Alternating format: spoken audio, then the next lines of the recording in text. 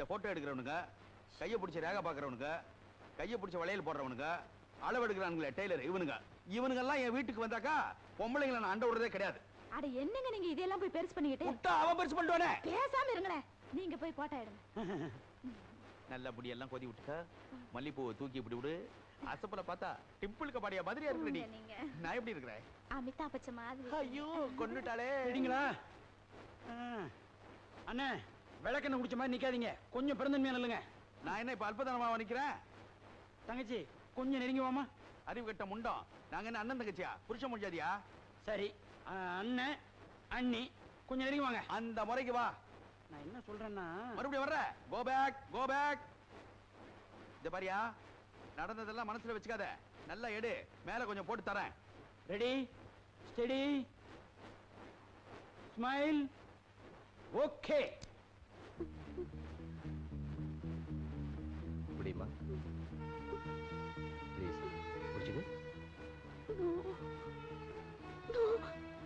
இது பாருமா, மருந்து குடிச்சா தான் சீக்கிரமா குணமாகும். இப்ப நீ குடிக்கல, கோபம் வரும்.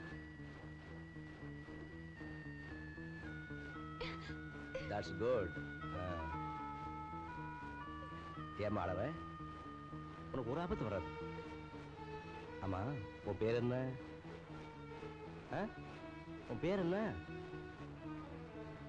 சொல்லுமா? உன் பேர் என்னன்னு சொல்லுமா? உன் பேர் என்ன? உன் பேர் என்ன?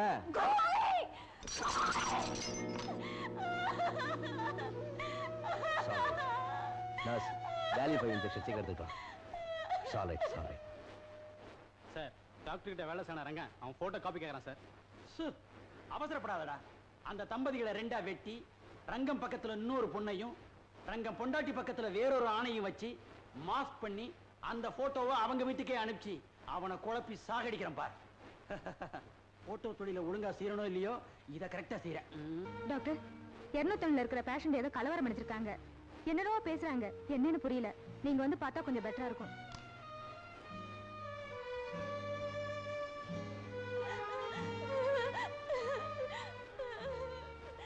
ஏமா அழற? உடம்பு ஏதாவது வலிக்குதா? டாக்டர், எதுவுமே புரியல டாக்டர். எங்க இருக்கேன், எனக்கு என்ன ஆச்சு எதுவுமே தெரியல டாக்டர். என்னமா சொல்ற?